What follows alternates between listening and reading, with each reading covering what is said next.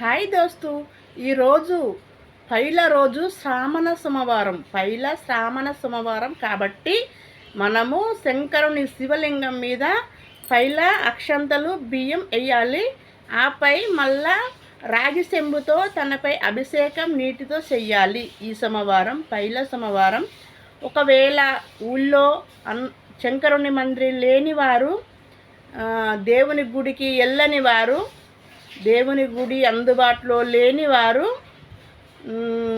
దేవుణ్ణి ముట్టుకొని వీలు లేనివారు ఇంట్లోనే తానం చేసి అవరు 10 ఏళ్ళ పబ్బతి పట్టి కళ్ళు మూసుకొని అవరు ఓం నమ శివాయ నారాయణ నమః, ఓం నమ శివాయ అంటూ మనము బియ్యము శివలింగంపై వేసినట్టు, రాగి చెంబుతో నీళ్లు పోసినట్టు మీరు మీ మనసులో తలుసుకోండి.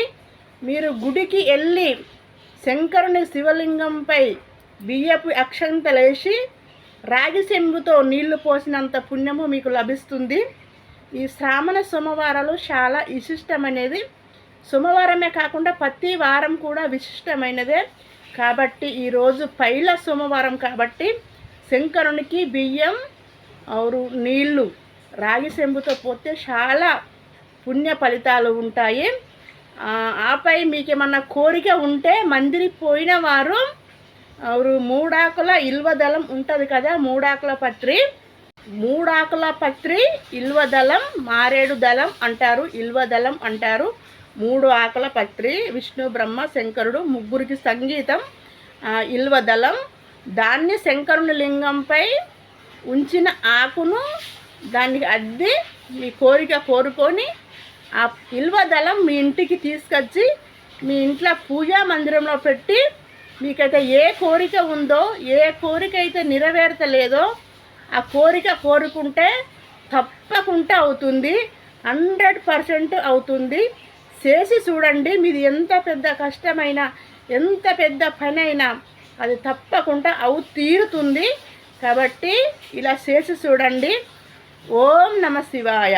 ఈరోజు ప్రతి ఒక్క మనిషి ఓం నమ శివాయ, ఓం నమ శివాయ అన్న మంత్రం చదవాలి. మనము ఏ పని చేసేవారైనా, ఏ పని చేస్తూ అయినా మనసు లోపల శివనామం ఈరోజు ఎవరైతే చేస్తారో వారి ఇల్లు వెళ్ళవేళలా సుఖ సంపదలతో భోగ్య భాగ్యాలతో విరసిల్లుతుంది. కాబట్టి ఓం నమ శివాయ అన్న మంత్రం చదవండి. మనము ఏ పని చేస్తూ అయినా ఓం నమ శివాయ, ఓం నమ శివాయ